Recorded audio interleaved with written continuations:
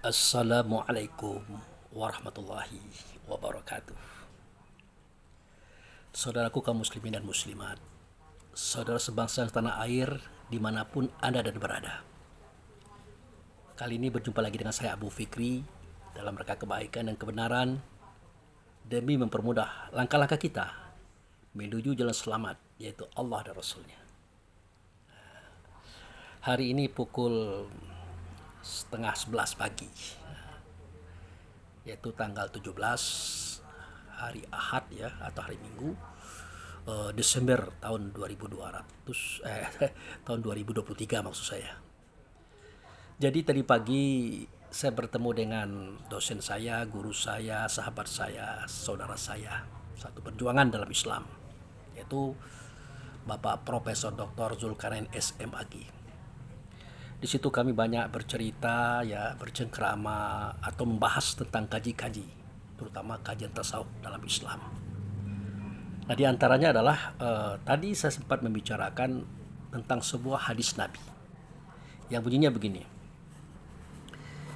Inna ahadakum yujma'u khalquhu fi batni ummihi arba'ina yauma. Nah, itu.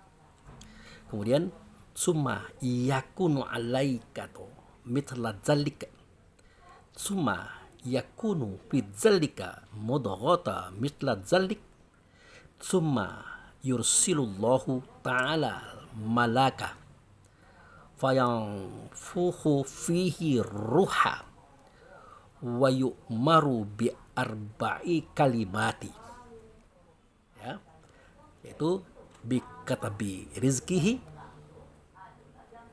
wa ajalihi wa amalihi wa syakiyu au sya'idah. Jadi itu bahasa Arab. Kalau bahasa kita begini, bahwasanya seseorang di antara kamu itu dikumpulkan kejadiannya dalam kandungan ibunya 40 hari, masih berbentuk air mani, air sulbi maksudnya kan. Lalu jadilah segumpal darah selama 40 hari juga. Kemudian Allah Ta'ala mengutus malaikat, lalu meniupkan ruh di dalamnya, artinya dalam tubuhnya maksudnya, dan diperintahkan dalam 4 perkara, yaitu pertama, menuliskan ketetapan tentang rezekinya, ajalnya, amalnya, dan menjadi orang celaka atau bahagiakah dia nanti seketika dia hadir di dunia. Nah, itu. Jadi hadis Imam Muslim. Jadi tadi pagi beliau profesor tadi, yaitu Bapak Profesor Dr. Zulkarnain SMAG, bercerita tentang pengalaman beliau seketika mengajarkan pelajaran serta menguji orang-orang yang S3 tingkat doktor. Beliau sempat bercerita tentang cara berpikir, cara berpandangan. Memang segala sesuatu bermulai pada akal. Ya, saya akan bilang ya begitu. Karena ad-dinu wal aklu la dinu liman aklalah. Agama itu adalah akal, maka tidak adalah agama itu kalau tidak dikaji dengan akal. Dia akan tekstual, dia akan kaku, dan dia tidak akan berkembang. Maka waktu itu saya sempat mengatakan, apakah Bapak pernah menyampaikan definisi belajar kepada para mahasiswanya? Apa itu Pak Abu? Nah, dia bilang begitu. Saya bilang begini, belajar adalah mengingat kembali sesuatu yang pernah kita ingat namun kita lupa. Itulah definisi belajar. Saya ulangi, mengingat kembali sesuatu yang pernah kita ingat namun kita lupa. Itulah belajar. Nah, jadi sejarah belajar ini, saya bilang sama beliau, ini sebenarnya mengulang segala sesuatu yang pernah kita buat terdahulu. Nah, apa itu ceritanya? Bagaimana kisahnya? Nah, itu dia. Coba kita perhatikan. Seketika seseorang itu mulai dia remaja, dia cenderung pada suatu kesenangan atau kehobian. Apakah itu elektronik, apakah itu sebagai wartawan, apakah sebagai apa saja dan sebagainya. Itu menunjukkan ya, menunjukkan sesuatu yang pernah dia lakoni, dia lakukan sebelum dia hadir di dunia ini. Makanya seketika semua ruh itu masih di Baitullah Hakikat, maka di situ mereka sudah melihat diri mereka, pekerjaan mereka, ya, profesi mereka, situasi akhir mereka. Mereka telah melihat. Bagi kita yang mendapatkan posisi yang baik, yang enak, yang nyaman, hingga akhir nanti kita akan santai dan enak di situ. Tapi bagi kita yang punya takdir lain, ya, susah, sulit, berat, di akhir kisah kita akan celaka pula, ya kita tetap enjoy dan tenang. Kenapa? Karena hitam dan putih, benar dan salah, baik dan buruk adalah ketentuan Allah bagi semua makhluknya. Itu. Nah, kalau kita menerima qadar, tentang qadar baik, ya kita senyum, kita tertawa, kita bersyukur, wajar. Tapi pada saat itu, ada hamba yang mendapatkan takdir buruk menurut kita. Misalnya dia miskin, dia susah mencari hidup, dan dia lihat dalam film kejadiannya pada saat itu. Berat kehidupannya itu. Nah, di akhir kisah dia pun mati dalam kondisi tidak selamat. Apakah mereka akan menolak? Saat itu mereka tidak menolak. Mereka menerima apa saja. Dan mereka tidak sedikit pun kecil hati. Kenapa? Karena dia tahu bahwa itulah ketetapan Allah dan ketetapan Rasulnya. Allah itu tidak pernah jahat. Allah itu tidak pernah buruk. Allah itu tidak pernah salah. Pasti semua kebenaran itu nyata ianya pada Rasulnya. Itu saudaraku. Hanya saja kita yang memandang itu salah, memandang itu buruk, memandang itu tidak benar. Padahal semua itulah wujud daripada kebenaran Allah itu sendiri.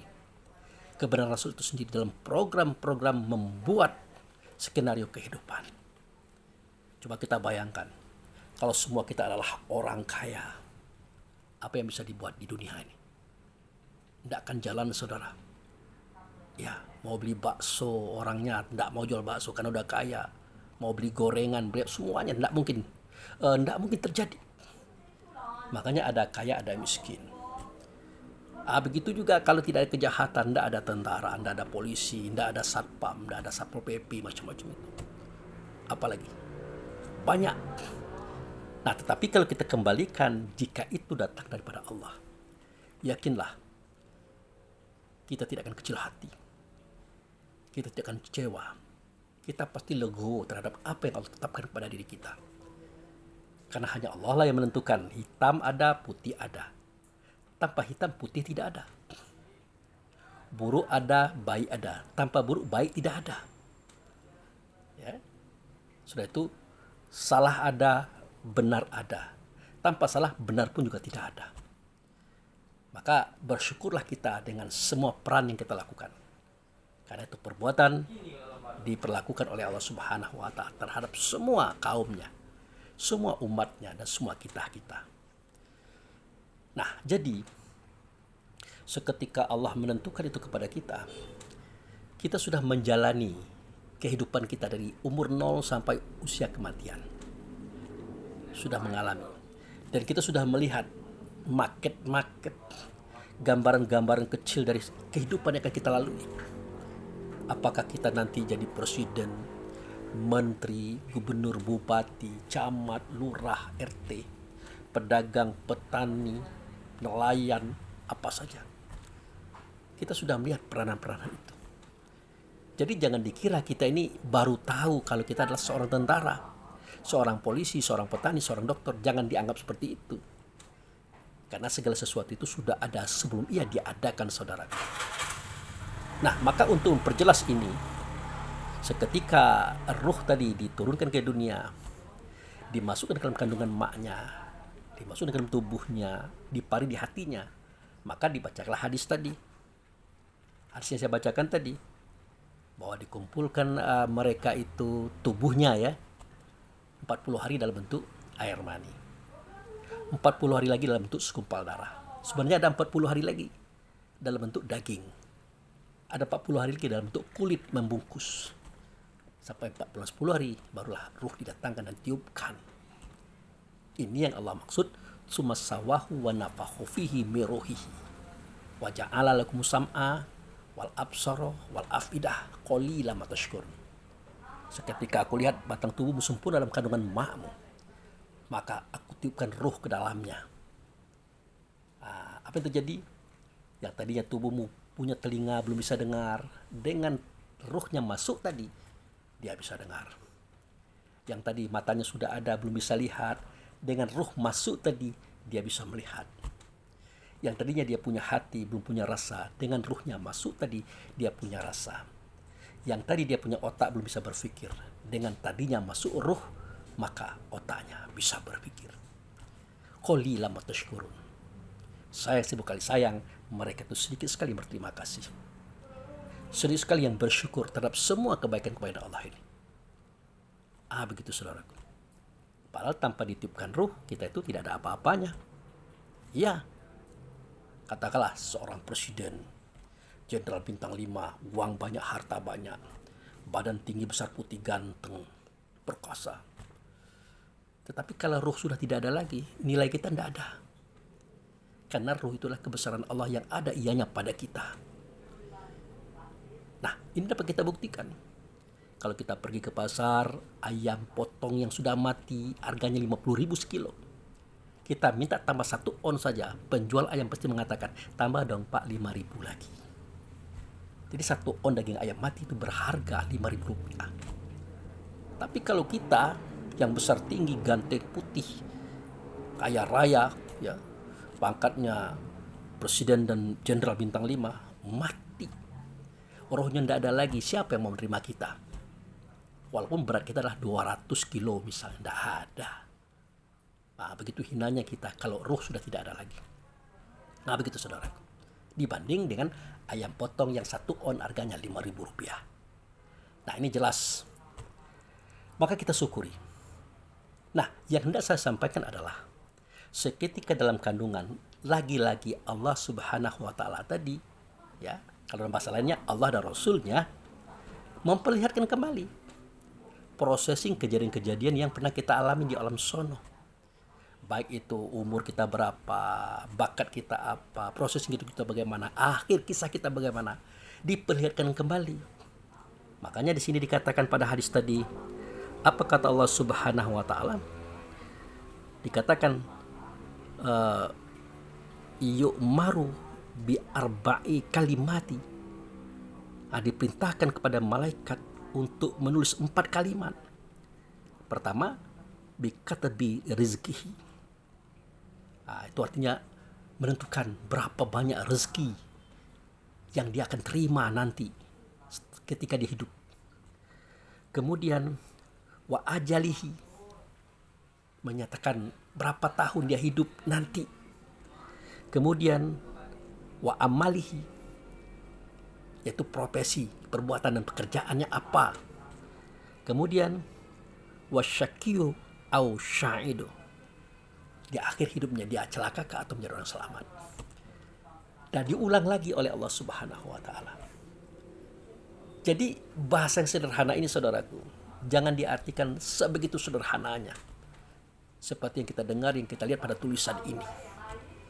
Nah, sebenarnya Allah itu bercerita kepada kita, sesuatu yang kita lihat hari ini, yang kita dengar hari ini, yang kita rasakan ini, dulunya pernah terjadi dan pernah kita lakukan. Dan kita sudah paham kisah itu.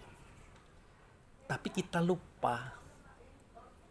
Makanya saya katakan, belajar itu adalah sesuatu yang pernah kita ingat, namun kita lupa. Itu. Dia sudah kita ingat ya, tiba-tiba kita lupa. Nah, kita ulang kembali mempelajarinya. Makanya bakat kita itu kan berbeda-beda. Hobi kita berbeda-beda. Itu dalam rangka apa? Dalam rangka untuk menggiring kita kepada takdir yang sudah Allah tetapkan kepada kita. Itu saudaraku. Nah, makanya saya katakan seorang yang kaya raya hari ini bukan karena dia itu ulet bekerja, hemat, disiplin waktu, disiplin kerja macam-macam. Bukan karena itu dia menjadi orang kaya raya. Tetapi karena ketetapan Allah terdahulu, dia itu sudah kaya. Nah, seketika dia lahir, maka Allah menggiring dia kepada takdirnya sebagai orang yang kaya raya. Itu sejatinya. Sebaliknya, orang yang miskin, yang papa. Ya dari sononya sudah miskin. Seketika dia turun, maka dia digiring oleh Allah untuk kehidupan yang sudah dia perankan. Karena di dunia ini kalau semuanya kaya, ya bagaimana? Kita mau beli bakso, tidak ada orang jual bakso. Mau beli sayur, tidak ada orang yang jual sayur. Minta tolong potongan rumput, tidak ada orang yang mau potongan rumput. Semuanya kaya raya. Maka kehidupan ini tidak akan berjalan dengan baik dan benar, serta tidak stabil, saudaraku. Maka jadi dipersoalkan hitam putih, baik buruk, benar salah. Tidak usah dipersoalkan, itulah sebuah program yang Allah jadikan, Allah tetapkan bagi kita sebagai makhluknya. Itu saudaraku. Nah kemudian kita pernah mendengar Allah berkata di Al-Quran ya. Allah berkata di Al-Quran melalui Rasulullah. Nah coba perhatikan. Wa iz. Nah, itu. Dan ingatlah. Ada apa dengan Allah dan Rasul untuk kita disuruh mengingat itu? Misalnya, ingatlah seketika Tuhanmu mengeluarkan semua ruh anak Adam. Apa artinya? Artinya adalah waktu itu kita melihat, kita mendengar, kita merasakan kejadiannya ada seperti yang dikatakan itu. Tapi kita lupa. Makanya kalimatnya ingatlah. Begitu juga kisah Nabi Nuh, Nabi Ibrahim, Nabi Musa, Nabi Daud sampai Nabi Isa. Selalu ada kata-kata wa iz. Ingatlah. Itu menunjukkan bahwa dahulunya kita melihat, kita mendengar, kita merasakan, kita ada pada posisi kejadian. Kok bisa begitu Pak Bu Fikri? Lah iyalah. Karena kita berada di alam yang tinggi. Yaitu Baitullah Hakikat. Kita bisa melihat segala sesuatu yang terjadi. Kita tahu. Termasuk processing terjadinya modern kuno. Apa maksudnya modern kuno itu Pak Bu Fikri? Nah ini. Kita kan selalu mengatakan, zaman sekarang modern, zaman dulu kuno. Tidak begitu. Dari zaman Nabi Adam, bahkan sebelum Adam, kehidupan modern itu sudah ada.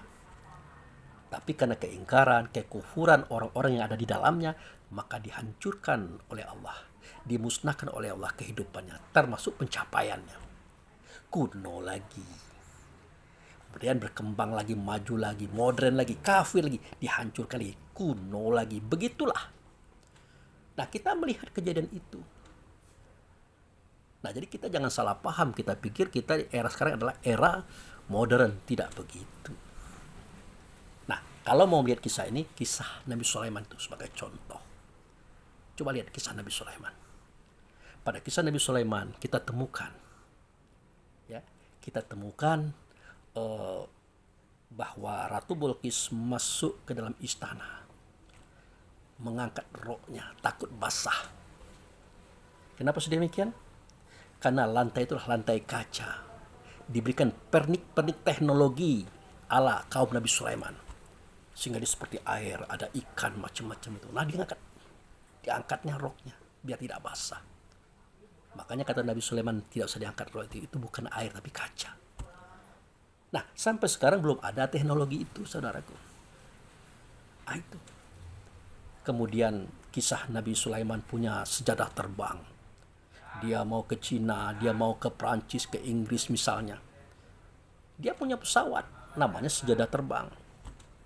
Mudah dia menggapai daerah itu. Gampang dia menggapai negeri itu. Pertanyaannya, apakah benar itu sejadah? Tidaklah. Bahkan di dalam kisah Sulaiman itu dikatakan kaum jin-jin itu tadi, mereka tidak lupa membuat piring-piring. Nah, kita kira piring makan, padahal pesawat-pesawat kayak piring terbang, saudara. Nah, disitulah Sulaiman mengendarainya, dan Sulaiman bisa kemana-mana dengan kisah itu, dengan karya itu, piring terbang tadi. Nah, kemudian di zaman Sulaiman juga sudah terjadi transformasi, perpindahan benda. Nah, coba kita lihat. Seketika Nabi Sulaiman berkata pada kaumnya, aku hendak memindahkan singgasana Ratu Bilqis dari Sabah ke sini. Siapakah di antara kalian yang bisa membawanya? Maka berkatalah teknokrat dari kalangan jin. Apa kata beliau? saya bisa membawanya kepada baginda. Bertanya Sulaiman, tempo waktu berapa? Dia katakan, baginda duduk berdiri, kemudian duduk lagi, sampai. Nah, maka bertanya lagi Sulaiman, siapa yang lebih cepat dari itu? Maka berkatalah orang yang diberi ilmu pada kitab, aku wahai baginda. Berapa lama temponya, kata Sulaiman. Kata beliau itu, baginda pejamkan mata, buka, sampai. Nah, itu teknologi-teknologi yang terjadi pada era itu, saudaraku.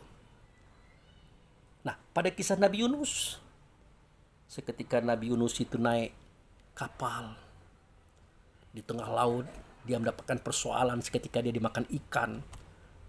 Itu kalau tidak pakai mesin tidak bisa, saudaraku.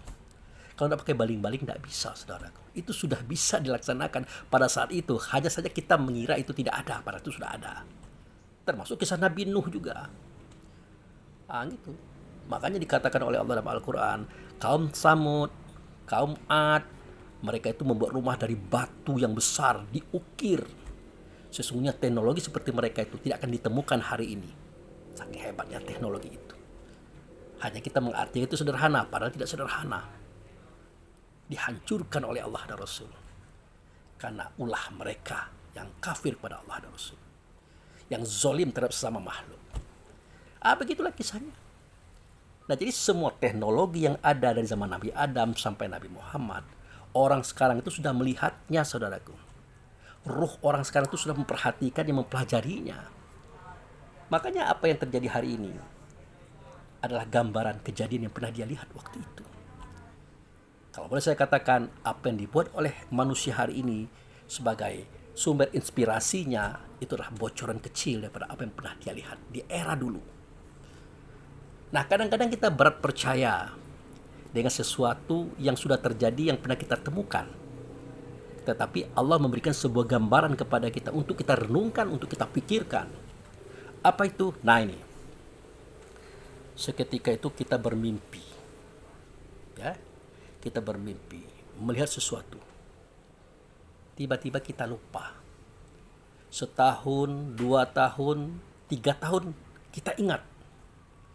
Kenapa kita ingat? Padahal kemarin bangun tidur, kita lupa mimpi itu. Nah, setelah 3 tahun, kita ingat. Kenapa? Karena pada waktu itu, kita sedang berada di tempat yang pernah kita mimpikan. Kita berada pada sebuah gedung. Kita yakin di belakang gedung itu ada kolam, ada pancurannya. Kita buktikan ternyata ia ada. Nah, dulu saya melihat ada 2 orang di sini. Pas kita lihat memang ada 2 orang. Pokoknya persis yang pernah kita mimpikan selama 3 tahun yang lalu. Dan setiap kita pasti mengalami itu, saudaraku. Apa artinya ini? Artinya adalah jangankan kejadian yang sudah pernah kita lewati. Kejadian yang akan datang 3 tahun lagi yang akan datang, yang akan kita temui, itu bisa kita lihat hari ini. Itu maksud cerita saya.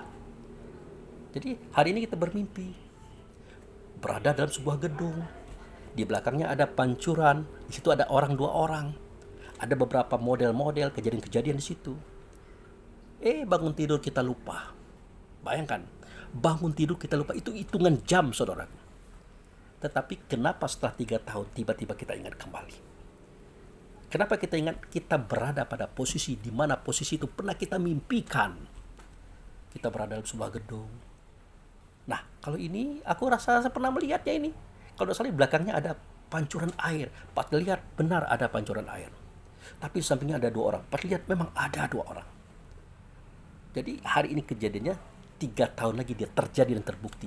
Artinya Allah mengajarkan kita berpikir, melihat bahwa kejadian yang akan datang pun pernah kita lalui, saudaraku. Pernah kita lalui.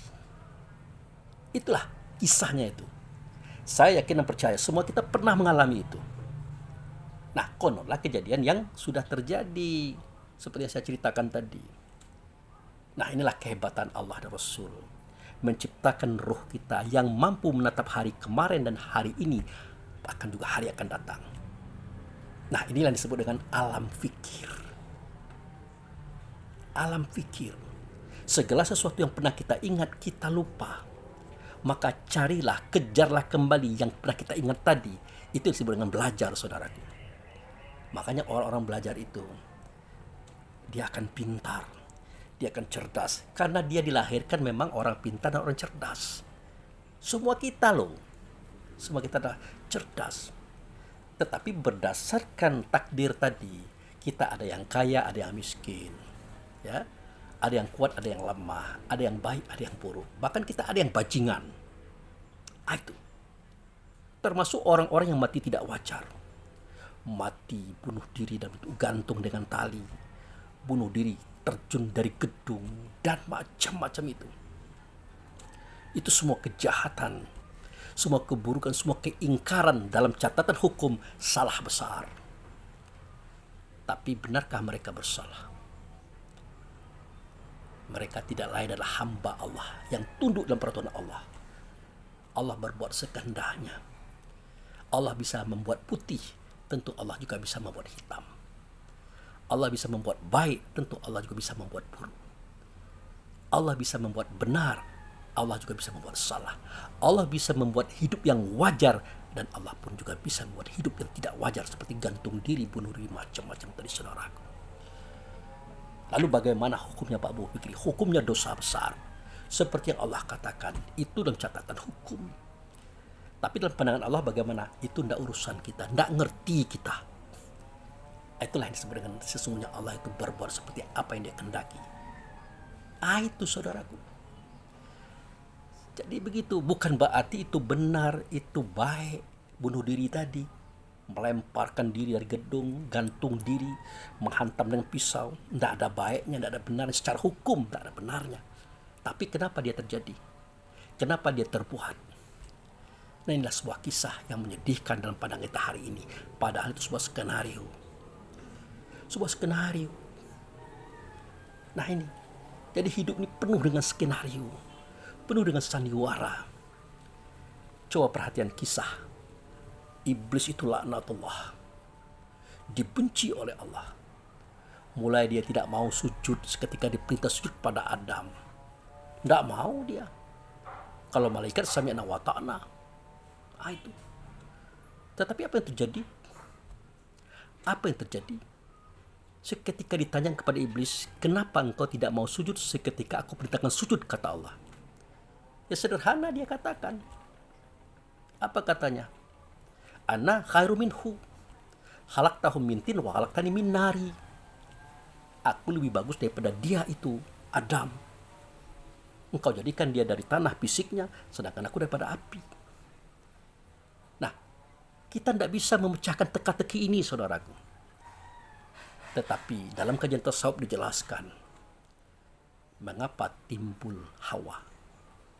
Jawabnya, karena anasir angin telah memenuhi segala rongga pada kita, maka timbullah Hawa. Sifatnya pantang kelintasan. Tidak bisa melihat orang kaya, orang lebih, orang sukses. Dia benci, dia iri, dia dengki. Itu sifatnya. Kemudian mengapa timbul nafsu? Karena anasir air telah menjadi urat benak tulang pada kita. Sifatnya pantang kerendahan. Mau tinggi saja, mau hebat saja, orang lain rendah, dia yang hebat. Nah ini bakal kesombongan ini. Kemudian mengapa timbul dunia? Karena anasir tanah. Nah ini dia. Karena anasir tanah telah jadi daging, kulit, bulu, atau roma pada kita. Sifatnya apa? Rakus, pantang kekurangan. Pangkat sudah tinggi, uang sudah banyak, harta sudah banyak, tapi masih mau mencuri hak orang lain. Nah inilah keburukan Adam itu yang diketahui oleh iblis. Sedangkan mengapa timbul syaitan atau kelompok iblis tadi? Nah dijawab oleh Nabi. Apa kata Nabi? Karena anasir api telah menjadi darah pada kita. Apa sifatnya? Pantang tersinggung dan tidak mau kalah. Pantang tersinggung dan tidak mau kalah. Nah jadi berdasarkan analisis iblis, Adam itu tidak akan mungkin bisa menjadi khalifah. Karena kan Allah menghendaki dia jadi khalifah. Tapi tidak mungkin. Tidak mungkin. Karena tubuhnya terbuat dari tanah. Pasti dia bersifat rakus, pantang kekurangan. Disinilah muncul penipuan, ya, pencurian, perampokan, dan pengkhianatan. Tidak mungkin khalifah itu terwujud. Kecuali Kalau keempat sifat ini, termasuk sifat dunia tadi, bisa dikontrol oleh ruh secara baik dan benar seperti yang Allah ajarkan, mungkin dia bisa jadi khalifah, tapi sulit.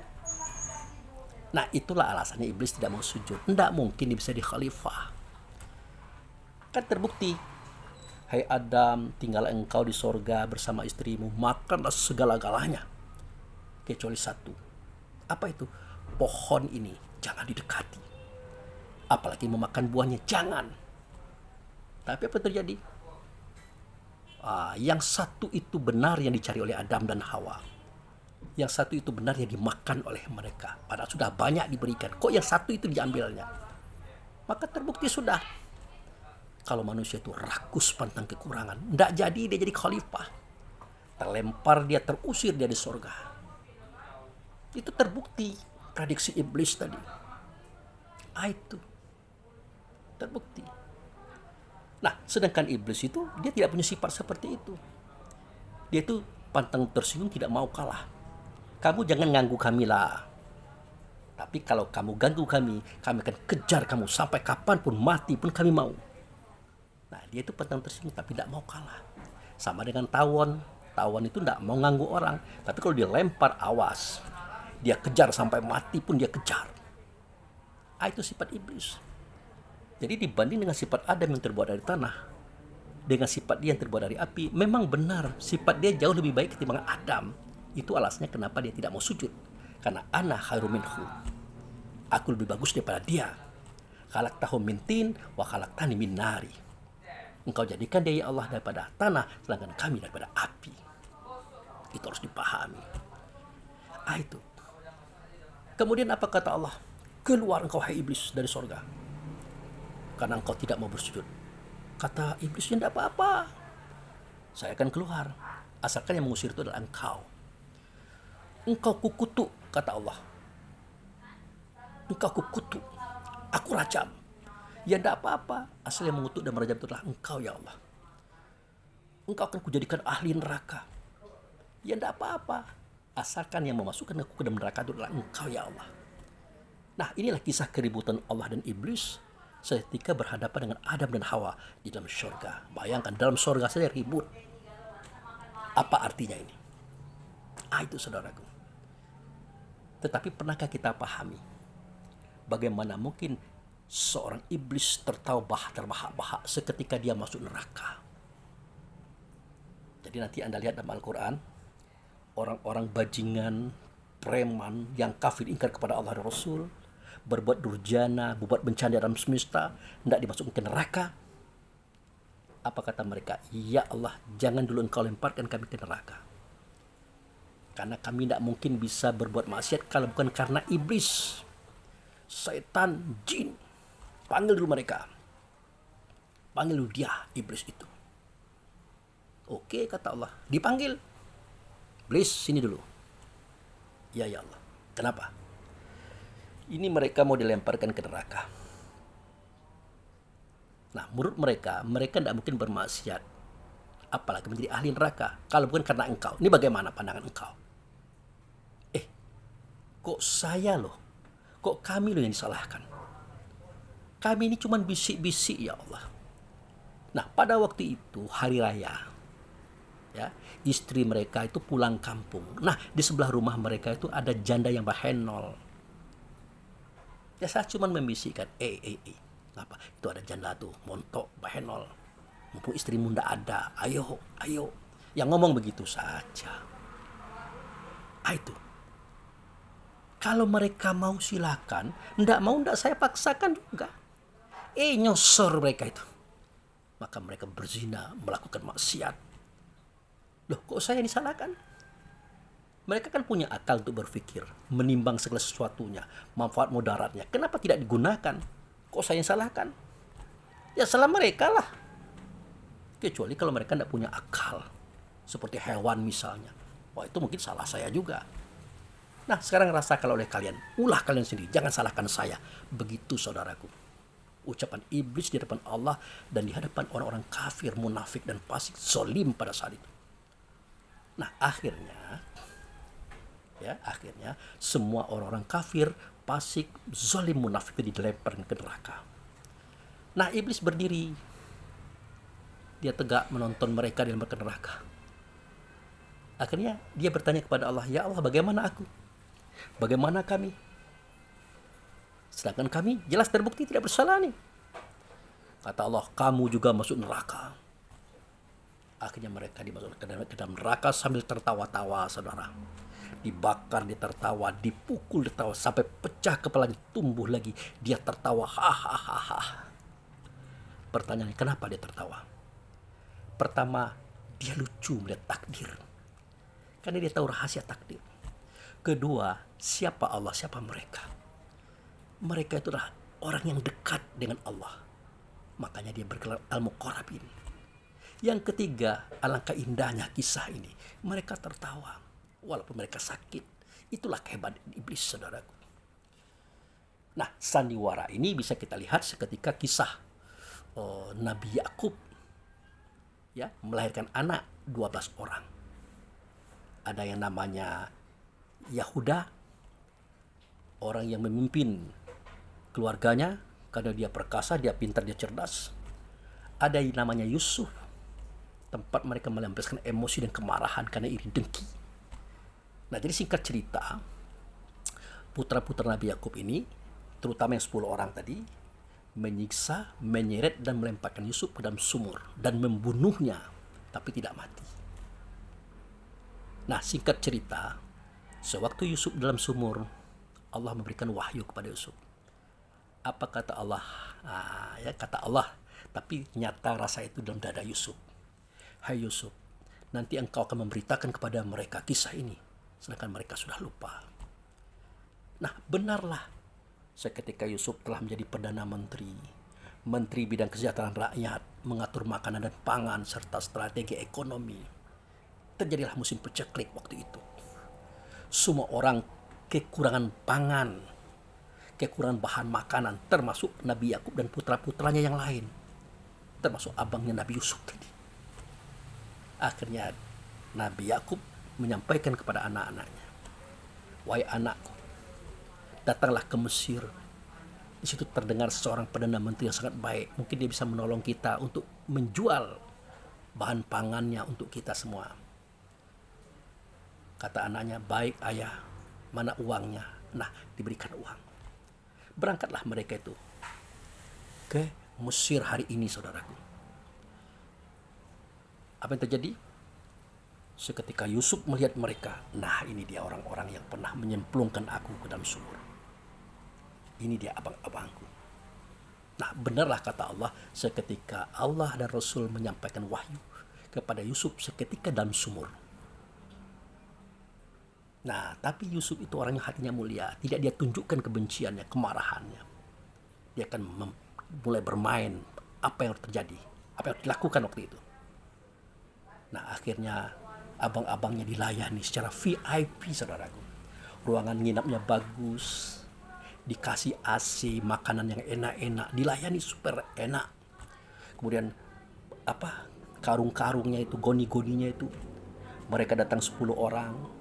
Goninya ada 2 per orang, artinya 20 goni, diisi gendum semuanya, dikisi makanan semuanya oleh Yusuf beserta pasukan-pasukannya, pegawai-pegawainya. Nah, seketika mereka hendak membayar, kata Yusuf, tidak usah dibayar, bawa sajalah, ini sedekah aku untuk kalian. Tapi baginda ini terlalu banyak. Tidak apa-apa, tapi tolong ya, katanya kalian punya adik ya? Iya, siapa namanya? Bunyamin. Oke, kalian berbelanja yang kedua nanti, adikmu bawa ya. Tapi dia masih kecil baginda. Oh, enggak apa-apa, bawa. Akhirnya pulang. Disampaikan oleh saudara Yusuf tadi kepada ayahnya Nabi Yakub. Sungguh ayahandaku, ayahanda kami. Perdana Menteri itu sangat baik. Kami dilayani dengan VIP, ruangan yang bagus, pakai AC, dimakan yang enak-enak. Tahu-tahu makanan yang kami bawa hari ini gratis, ayahanda. Benarkah itu? Benar. Cuma dia pesan. Apa pesannya? Nah, pesannya adalah nanti berbelanja yang kedua, tolong dibawa Bunyamin, adik kami yang kecil ini. Karena dia bertanya, adikmu Bunyamin ya namanya? Ya.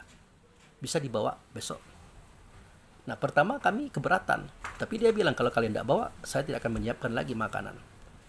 Saya tidak akan mau lagi memberi kalian makanan. Jadi kami keberatan ini, ayah. Gimana? Mikir Nabi Yakub.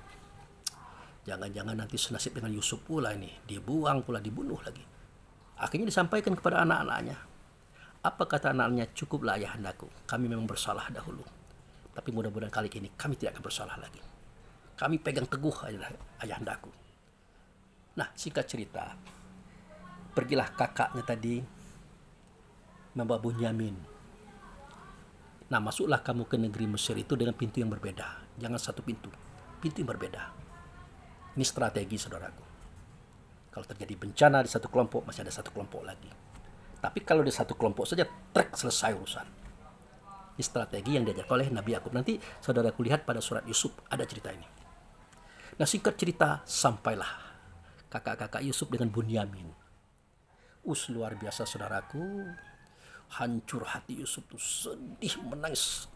Dia pengen memeluk Bunyamin itu, tapi apa boleh buat. Saat ini dia menahan diri karena dia hendak membuat sebuah skenario yang akan menjadikan mereka yang melihatnya terharu dan tercengang-cengang. Ya, singkat cerita, biasa. Diletakkan di posisi VIP, ruangan pakai AC, makanan enak-enak, semua isi karung-karung diisi, penuh full. Nah, kemudian seketika mau pulang, ngomonglah kakaknya mereka itu, Yahuda, katanya, begini, Perdana Menteri, kami mau pamit, besok kami mau berangkat. Oh, enggak apa-apa. Enggak apa-apa. Jadi selamat jalan. Ya, enggak usah dibayar lah, biarlah gratis. Nah, pada waktu itu hati Yusuf bergemuruh antara marah dan kasih sayangnya kepada adiknya tadi. Marah kepada abangnya, kasih sayang pada adiknya tadi. Nah, di tengah malam. Nah, ini dia. Di tengah malam, Yusuf memasukkan cupak emasnya ke dalam karung Bunyamin. Ingat, di tengah malam, Yusuf memasukkan cupak emasnya di karung Bunyamin. Untuk apa? Nanti kita lihat. Nah, besok pagi mereka pun pulang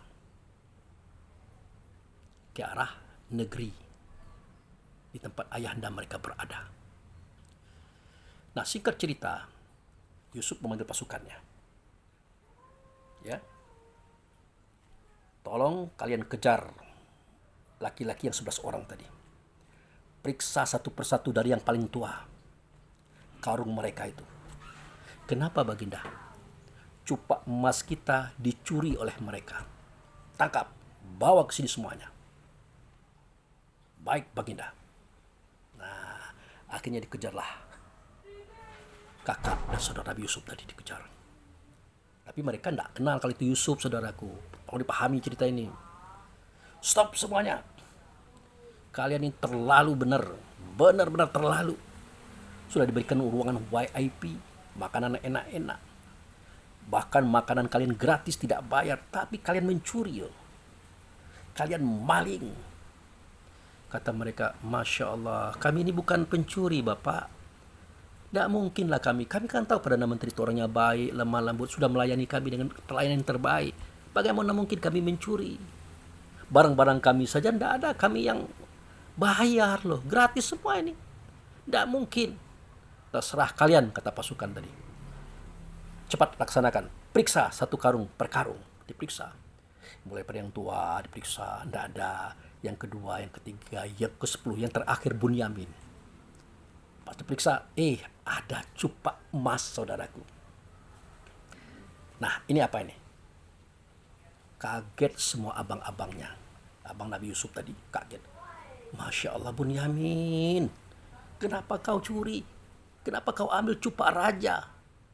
Ini berbahaya loh, ini kerajaan. Engkau akan digantung, dipotong tangan, macam-macam disebutkan itu. Abangku, demi Allah, aku tidak melakukan itu. Ini buktinya. Pokoknya jangan banyak cerita, kata pasukan tadi. Semua kalian kembali ke Mesir. Kalian akan diadili. Akhirnya mereka kembali ke Mesir, saudaraku. Membawa Bunyamin yang mencuri cupak emas. Dihadapkan kepada Yusuf. Apa kata Yusuf? Sambil marah-marah keras tegas. benar-benar kurang ngajar kalian. Benar-benar tidak berakhlak, tidak bermoral, tidak bisa berterima kasih kepada orang baik. 2 kali kalian berbelanja ke sini. Saya tempatkan kalian di ruangan VIP, pakai AC, diberikan makanan yang enak-enak, diberikan pakaian, bahkan belanja kalian gratis. Malah mencuri kalian. Mana? Siapa yang mencuri? Ini baginda yang kecil ini. Kamu mencuri? Maaf baginda, saya tidak mencuri. Kamu mencuri. Buktinya ini. Akhirnya Bunyamin tidak berdaya. Apa kata kakak-kakaknya? Itu sama dengan abangnya dulu itu, bajingan juga. Kata Yusuf, kalian yang bajingan. Aku ini abangnya loh. Tapi tidak langsung dia katakan. Pengawal, tangkap laki-laki ini. Masuk ke penjara. Rendam dia di situ. Diseret Bunyamin, masuk ke penjara. Bar! Dilemparkan begitu saja. Semua kalian pulanglah. Ya, semua kalian pulanglah. Adik kalian tidak akan saya bebaskan, bahkan akan dihukum kalau kalian tidak bawa ayah kalian, ibu kalian ke sini. Bawa mereka. Jadi singkat cerita, abang Nabi Yusuf pun pergi pulang.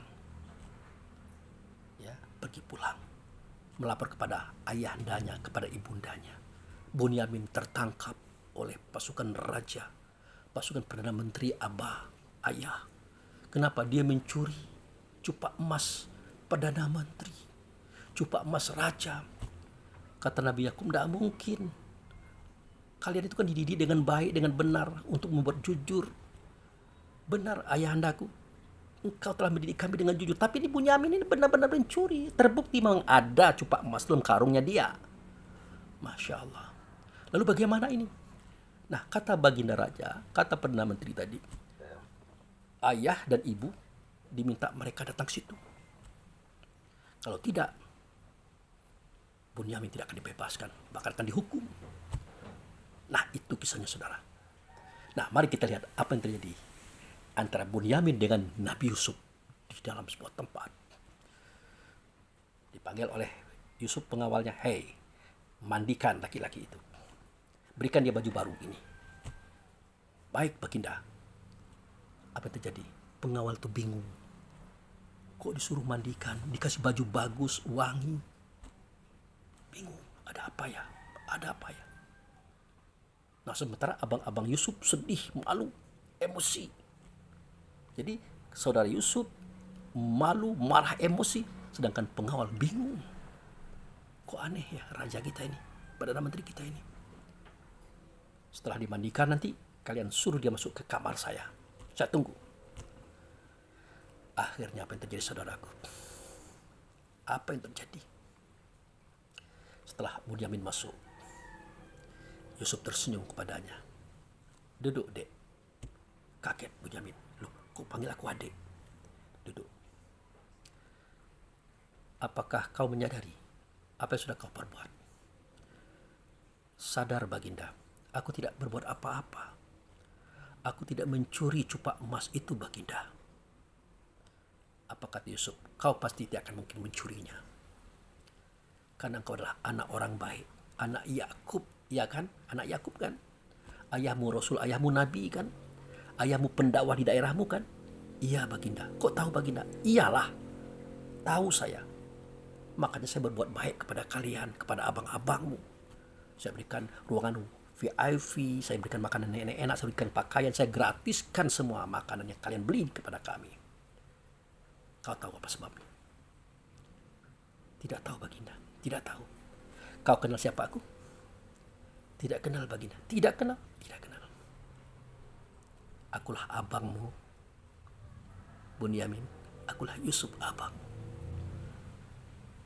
Kemari adindaku." "Benarkah ini abangku Yusuf?" "Ya." Akhirnya mereka berpelukan saudaraku.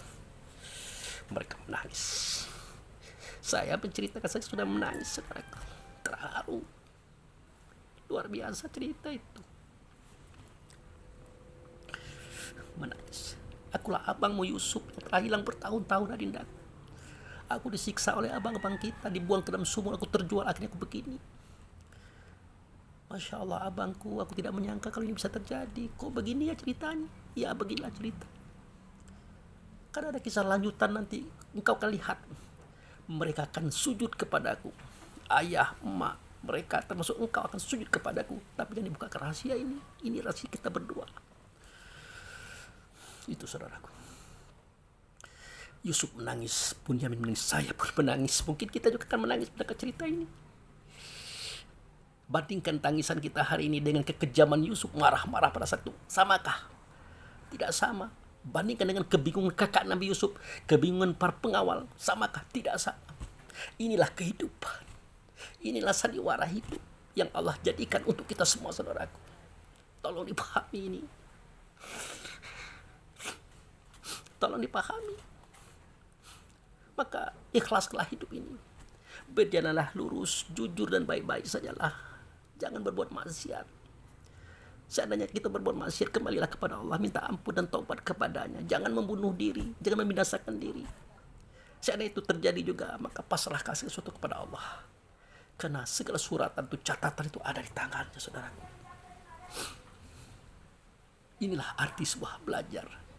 Mengingat kembali sesuatu yang pernah kita ingat namun kita lupa. Inilah pelajaran, saudaraku. Anda lihat pada surat Yusuf, sesungguhnya sejarah Yusuf adalah sebuah pelajaran yang paling baik untuk kamu pikirkan. Hanya kita yang mau berpikir yang bisa memahami kajian ini. Saya terharu. Begitu saja saudaraku. Ya. Semoga kita sehat-sehat saja. Ya. Semoga kita diberikan oleh Allah dan Rasul keridaan. Kita saling doa mendoakan. Saya masih bisa memberikan ceramah-ceramah kepada kita. Kita pun setia mendengarkan ceramah-ceramah saya. Saya ini tadi YouTuber, saudaraku. Karena anak mengatakan, oh ini ayah ini, yang menontonnya ayah ini sudah luar biasa. Subscribe-nya sudah sangat banyak. Akhirnya dimasukkan ke dalam YouTube. Diterima. Tapi saya telah lihat, ketika saudara-saudaraku menonton video saya, beberapa menit reklame, beberapa menit reklame. Akhirnya uang yang saya terima, dan kebenaran belum saya terima karena belum sampai sebulan, itu saya hanguskan. Saya bilang sama anak, dah dibuang aja YouTuber itu, dibuang aja YouTube kita itu, enggak usah. Bagi saya yang penting adalah kaum penonton video kita ini paham dengan apa yang saya sampaikan. Apalagi ini kajian tasawuf berat, enggak mudah ini, enggak sama dengan pengajian biasa. Akhirnya tidak lagi jadi YouTuber, saudaraku. Enggak jadi. Bagi saya apa? Rezeki itu dari Allah. Tidak akan kurang, tidak akan lebih. Karena sudah ditetapkan dalam kajiannya ini. Saya mau jadi apa? Apapun pangkat saya, tidak akan lebih rezeki saya seperti yang Allah tetapkan. Dan tidak akan juga kurang seperti yang Allah tetapkan. Pegang teguhlah kebenaran Allah ini. Janji Allah ini, yakinlah. Insya Allah kita akan selamat, saudaraku. Selamat ini ada dua macam. Selamat dalam bentuk kemenangan. Selamat dalam bentuk kekalahan. Kita sadar kita salah, kita minta maaf, kita minta ampun. Tidak sempat minta ampun, Allah mengerti kenapa kita salah. Ingat, inni ja'ilu fil ardi khalifah. Aku tidak menjadikan khalifah di muka bumi. Artinya Adam dan Hawa akan diturunkan di muka bumi. Lalu bagaimana cara turunnya? Cara turunnya Adam dan Hawa berbuat salah. Tanpa kesalahan Adam dan Hawa tidak akan turun, saudaraku. Tapi itu kesalahan Adam dan Hawa. Loh, kenapa dia salah? Karena mereka makan buah kuldi. Saudaraku tahu apa itu buah kuldi? Pohon kuldi itulah tubuh Nabi Adam. Pohon kuldi itulah tubuh Siti Hawa. Buahnya adalah seketika mereka mencicipi kenikmatan seksual. Itu pohon kuldi, buahnya itu buah kuldi, buah kekal regenerasi kata orang PKKBN. Lalu bertanya pula sahabat, ya Rasulullah, bagaimana mungkin iblis bisa menggoda Adam? Iblis bisa mengganggu Hawa. Sedangkan iblis kan sudah keluar. Dijawab oleh Rasulullah, Adam dan Hawa itu terlempar. Ya, seketika iblis menjelma menjadi ular dan dia masuk ke dalam pintu surga. Bersamaan ular tadi masuk pintu surga, maka terlemparlah Adam dan Hawa.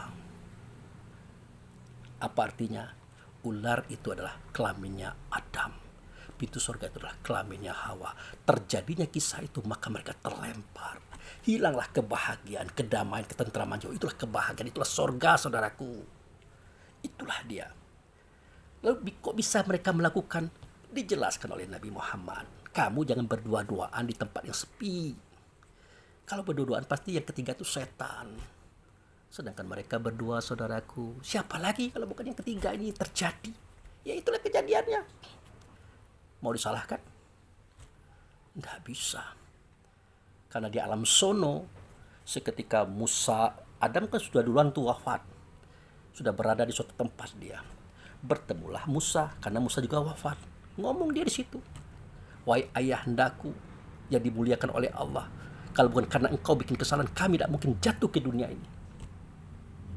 Itu. Maka menjawab Adam, wahai anandaku, engkau adalah nabi, engkau adalah rasul. Apa engkau tidak melihat dan Tauratmu itu? Sesungguhnya Adam itu sudah ditentukan dia berbuat dosa, maka dia berbuat dosa, maka jatuhlah kami. Lalu siapa yang akan disalahkan dalam masalah ini?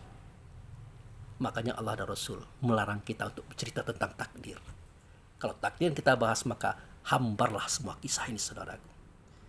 Maka selamat kita merenungkan segala sesuatunya. Ini bukan Jabariyah, tetapi ya Jabariyah, ya juga Qadariyah. Ketetapan Allah tidak akan bisa berubah, tapi tetaplah kita berusaha sebagaimana Qadariyah. Ya, jadi kita tetap berpegang pada Qadariyah. Segala sesuatunya ketetapan Allah pasti terjadi. Tapi tetaplah kita berjuang untuk membawa kita kepada kebaikan, kebenaran, dan lurusnya hidup. Sehingga kita selamat. Nah, berjuanglah untuk selamat, saudaraku. Berjuanglah. Mudah-mudahan semua kita selamat. Demikian, terima kasih. Wabillahi taufiq wal hidayah. Assalamualaikum warahmatullahi wabarakatuh.